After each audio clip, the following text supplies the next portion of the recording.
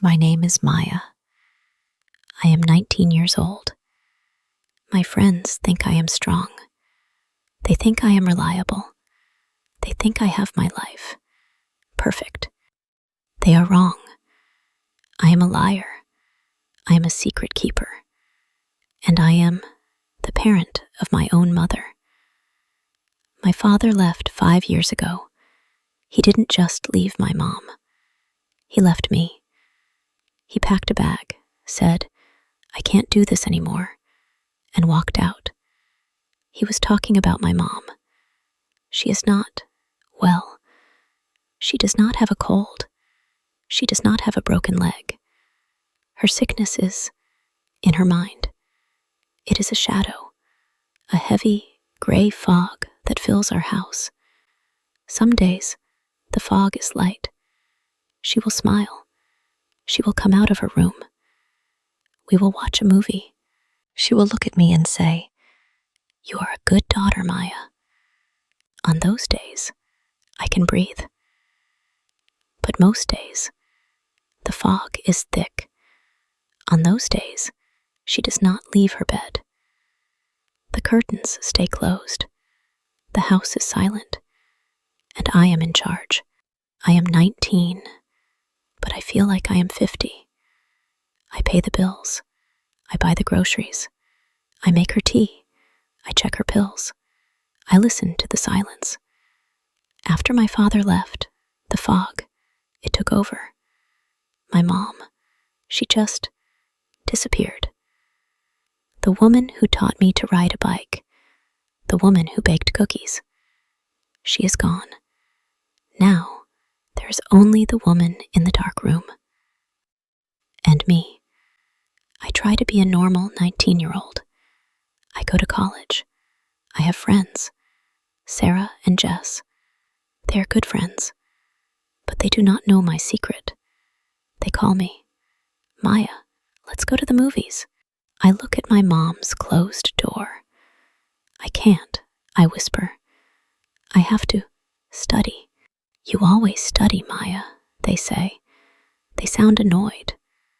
I do not blame them. Another night. "Maya, party at Tom's house. Everyone is going." I am in the kitchen. My mom is sitting at the table. She is just staring at the wall. "Mom?" I say. "Mom, are you hungry?" She does not answer. I text my friends. "Sorry, I'm sick." I am not sick. I am just trapped. Sometimes they look at me in a strange way, like I am an old woman, like I am boring, like I am not one of them. One day, I was in class. My professor, Mr. Evans, stopped me. "Maya, your paper on The Great Gatsby was brilliant." I looked down. "Thank you, sir.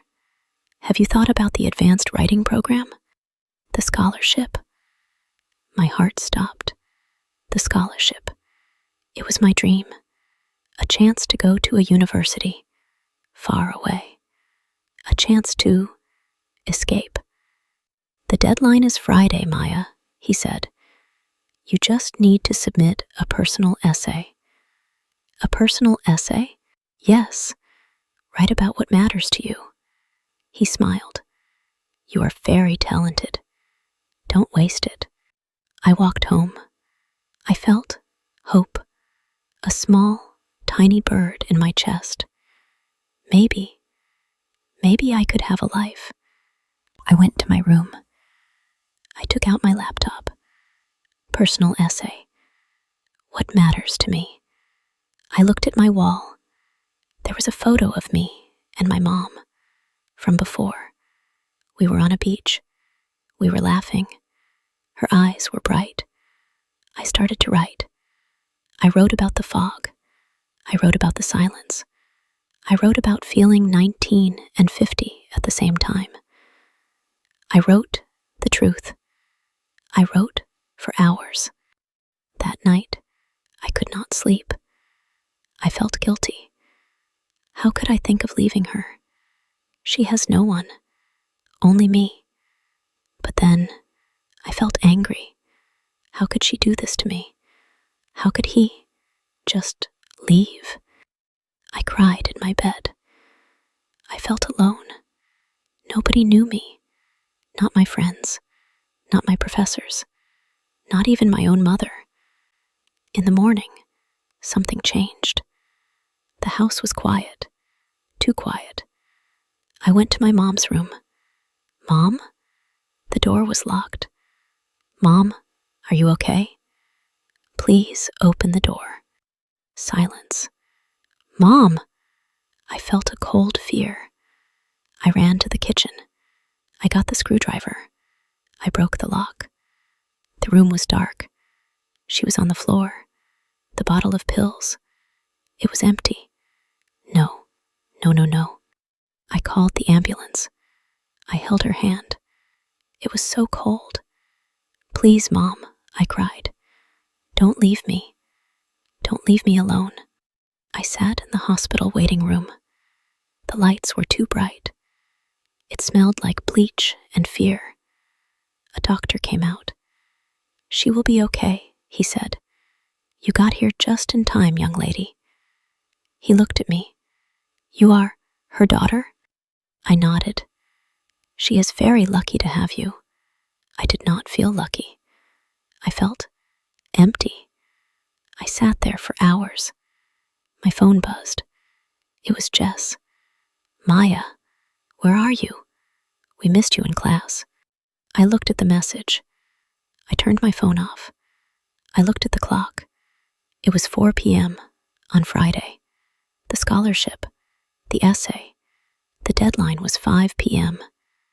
My laptop, it was at home. The essay, it was finished. I stood up.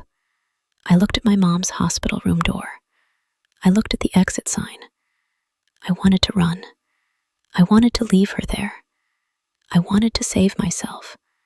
But I stood there, silent. Then I sat back down. 5:00 p.m. came and went. My dream, it was gone. Days passed in the hospital. My mom got better. The fog, it was lighter. She talked. She even smiled. The doctor said she needed more help, a better program. But we had no money. I just nodded. I signed the papers. I took her home. I met more doctors, more social workers. Each one had a paper. Each one had sad eyes. There was a woman, Mrs. Chen. She was kind. She sat with me in our quiet living room. You are doing so much, Maya, she said. I looked at the floor. Who else will? This is not your job, she said softly. You are a child. I am not a child, I said. But sometimes I felt very small. I felt very sad. I remembered my friend's laughter. I remembered Mr. Evans' smile. One day, Sarah came to my house. Maya, you haven't answered your texts. Are you okay? I opened the door. She saw my mom, sitting at the table, staring. She saw the pill bottles on the counter. She saw my secret. Maya, what is this? She whispered. I looked at her. This is my life. She didn't answer. She just hugged me. She just held my hand. That moment made me feel better. I learned something important. I am not completely alone. My friends, they didn't understand. But now, Sarah did. She started to come over. She didn't talk about parties. She just sat with me. We watched movies. She made me tea. I still miss my dream. But I want to be strong. I want to be happy again. One night, I opened my laptop. I looked at the essay, the one I never sent. I read it. It was good. I will be brave. I will find a new dream. One morning, Mr. Evans, my professor, called me. Maya, he said. His voice was soft. You missed the deadline. I know, I said. I'm sorry. Something happened. Are you okay, Maya? He asked.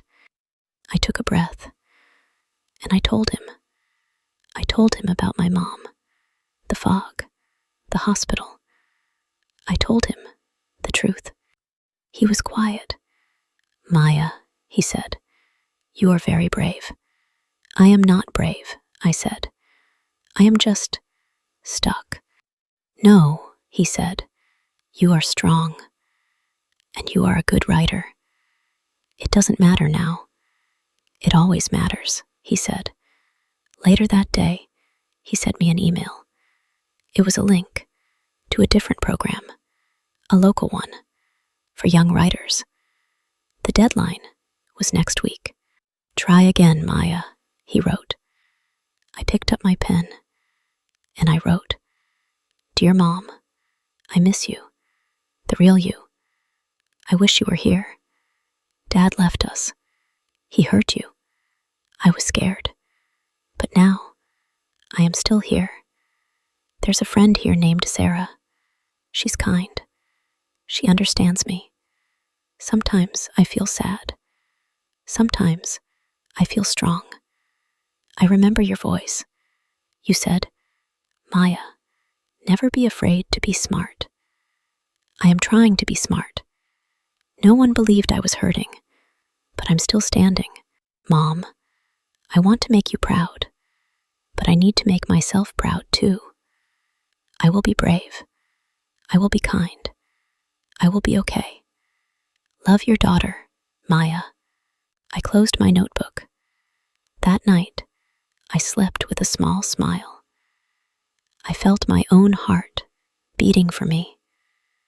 And for the first time in a long time, I didn't feel guilty. It was a cold morning. The sky was gray. The wind was strong. My mom was sitting in the living room. She was reading a book. Suddenly, she looked up at me. Maya, she said. My heart stopped. Yes, I asked. That professor called, she said. I stood still. My legs felt weak. My hands were cold. What? When? Yesterday, while you were in class. What did he say? She was there, my mom. She wore a blue robe. Her hair was brushed. Her eyes were clear. She looked at me. He said, You won. I didn't answer. The local writing contest. He said you won. She took a step closer. He said your essay was about me. Tears filled my eyes. You let the fog win, I whispered. I know, she whispered. I was wrong. She held out her hand. On it was a letter. Can you forgive me? I wanted to scream. I wanted to cry. I wanted to run away. But I stood there, silent. Then I said, I don't know. Not today. She nodded. That's okay. I just wanted you to know. I love you. I'm so proud of you. I was just too lost to see. Then she hugged me.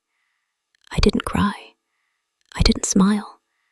But inside, something opened.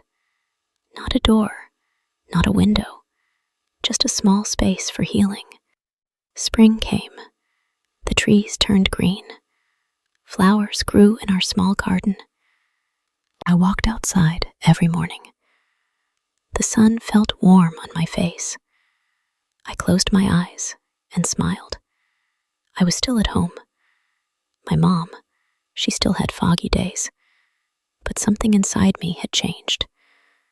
I was not the same girl anymore. I was stronger. I was not afraid to speak. I was not afraid to ask for help. I was not afraid to feel. One afternoon, Sarah sat next to me on the bench.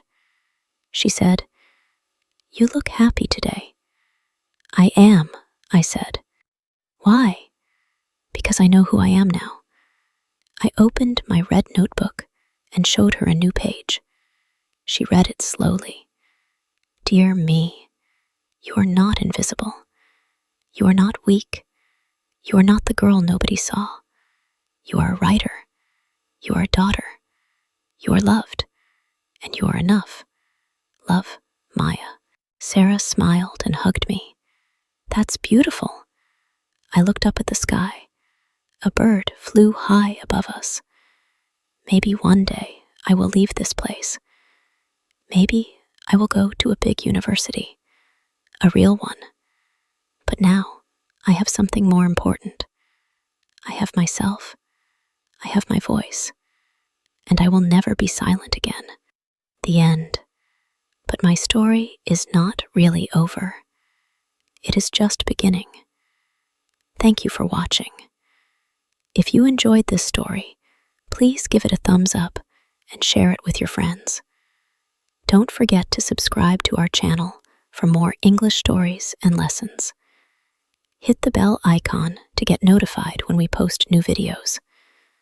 Your support means a lot to us. See you next time.